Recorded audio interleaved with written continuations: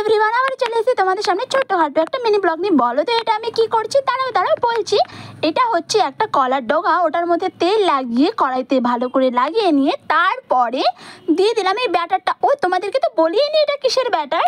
হ্যাঁ, আজ বানাচ্ছি আমি পাটি সাপটা, মানে পুরোটাই মা রেডি করে দিয়েছি, বাকিটুকু আমি করছি। এটা হচ্ছে নারকেলের পুর। আচ্ছা, নারকেলের পুরটা হলুদ হয়েছে তার কারণে, এটার ভেতরে বাতাসা অ্যাড করা আছে, তাই এরকম অটাইমে পিঠে খেতে হলে তো এইভাবেই খেতে হবে না। একদমই ঘরোয়া উপকরণে, না আছে গুড়, না আছে কিছু, ওই চাল সুজি এইসবই আর কি। কিন্তু তাতে যে পাটিসাপটাটা খেতে একদমই মন্দ হয়েছে, একদমই কিন্তু সেটা নয়। পাটিসাপটাটা খেতে একদমই ভালো হয়েছিল, কোনো ব্যাপার না, শুধু এখানে গুড়টাই ছিল না, এই আর কি।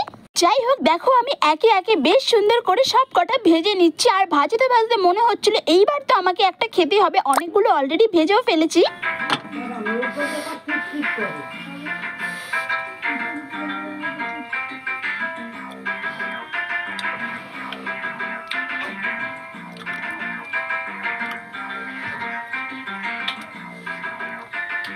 দেখো ভাজতে ভাজতে এত গরম, তো আমি একটা খেয়ে নিচ্ছি। আর দেখো বাকি পাটিসাপটাগুলো আমার ভাজা কমপ্লিট। চলো তাহলে আজকের মতন টাটা। ভিডিওটা কেমন লাগলো অবশ্যই বলো।